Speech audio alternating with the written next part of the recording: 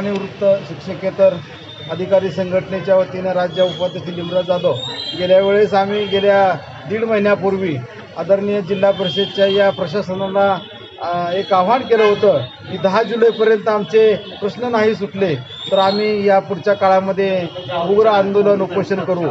परंतु गेल्या 8 दिवसांमध्ये प्रशासनाची चर्चा झाली आणि त्यांनी सांगितलं की आता तुमचे प्रश्न आम्ही काही ठेवणार नाही। अंशदान उपदानाच्या रकमा आमच्या या सोलापूर जिल्ह्याला पुणे विभागाकडून प्राप्त झालेल्या आहेत, तर त्या रकमा आता आम्ही तात्काळ, मला वाटतं कालच त्यांनी 10 जुलैच्या दरम्यान त्यांनी यादी डिक्लेअर केली आणि त्या रकमा तालुका लेवलला अंशदान उपदानाच्या तात्काळ पाठवण्याची कारवाई त्यांनी चालू केल्यामुळं आणि 5 तारखेच्या आत पेन्शन आमची व्हायला पाहिजे होती, ती गेली पेन्शन आमची 1 तारखेलाच झाली।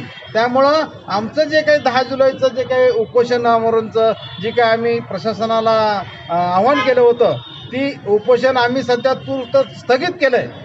म्हणजे बंद नाही केलं की आम्ही करणार नाही असं नाही, परंतु सध्याचं जे काही आमचं आंदोलन उपोषण करण्याचं जे 10 जुलैच्या नंतर होतं ते सध्या तूर्त स्थगित ठेवलेलं आहे। या पुढच्या काळामध्ये जर सोलापूर जिल्ह्यामध्ये सेवानिवृत्ताच्या प्रश्नाकडं जर नाही लक्ष दिलं तर वेळीच आम्ही प्रशासनाला जाब विचारून आमच्या सेवानिवृत्ताच्या आमच्या मिळणाऱ्या उदरनिर्वाहाच्या ज्या काही थकीत रकमा आहेत त्या मिळवण्यासाठी सातत्याने आमचा प्रयत्न राहील आणि आमचा सेवानिवृत्त आजारी असतो, काय कुणाला दुखणं असतं, काय अडचणी असतात, आर्थिक विवंचनेमध्ये असतो, तर त्या असणाऱ्या आर्थिक विवंचनेतून बाहेर निघण्यासाठी या प्रशासनानं तात्काळ सेवानिवृत्ताची दखल घ्यावी असं प्रकारची या असणाऱ्या प्रशासनाला आम्ही सातत्यानं विनंती।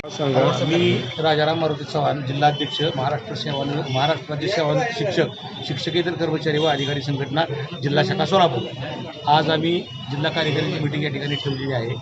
या जिल्हा कार्यकारिणीच्या मीटिंगमध्ये आम्ही 9-10 विषय घेऊन या ठिकाणी माननीय मुख्य कार्यकारी अधिकारी आणि माननीय शिक्षणाधिकारी यांना भेटण्याचं नियोजन केलेलं आहे।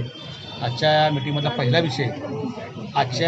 पहिला विषय आहे तो म्हणजे आम्ही संगणक आणि अतिप्रदान रकमेच्या संदर्भामध्ये आम्हाला परत मिळाव्यात या दृष्टिकोनातून कोर्टामध्ये याचिका दाखल केलेला होता। त्याला 90 दिवसाचा कालावधी जास्त होऊन गेलेला आहे, तरीसुद्धा अद्याप आम्हाला त्या रकमा मिळालेल्या नाहीत। त्या रकमा मिळण्यासाठी पाठपुरावा करण्यासाठी आज आम्ही या ठिकाणी उपस्थित आहे।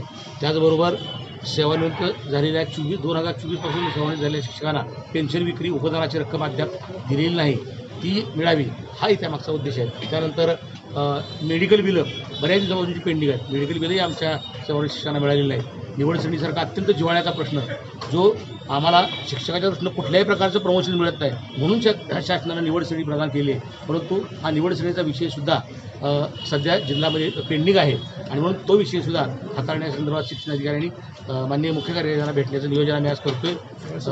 त्यानंतर केंद्रप्रमुखाच्या बाबतीमध्ये सर्वात महत्त्वाचं म्हणजे केंद्रप्रमुखांना 1650 रुपये हा फिरती भत्ता दिलेला होता, तो फिरती भत्ता आमचा वसूल करून घेतलेला आहे आणि तो सध्या पुढे बंद केलेला आहे। आम्ही यासाठी कोर्टात गेलो होतो, कोर्टाने निर्णय दिलेला आहे तो त्यांचा 1650 रुपये घेतलेला प्रवास भत्ता हा परत करावा आणि राहिलेले हप्ते जे 7व्या वेतनाचे ज्यासाठी हे हप्ते अडवलेत ते हप्ते त्यांना तात्काळ अदा करावेत अशा प्रकारच्या सूचना कोर्टाने त्यांना दिलेल्या आहेत। त्या संदर्भात सुद्धा निर्णय झालेले आहेत। हे सगळे निर्णय आम्ही माननीय मुख्य कार्यकारी अधिकारी माननीय शिक्षणाधिकारी यांना पोच घेऊन दिलेले आहेत आणि त्यांच्या पोच आमच्याकडे आहेत, तरी पण या ठिकाणी याची दखल घेतली जात नाही। आम्ही भविष्य काळामध्ये आपण पाहत आहात नाही घेतली लाईव्ह महाराष्ट्र पोलीस ही अवमान याचिका दाखल करण्याच्या विचारात आहे, अशा प्रकारचं त्या ठिकाणी मी आपल्याला आवाहन करतो।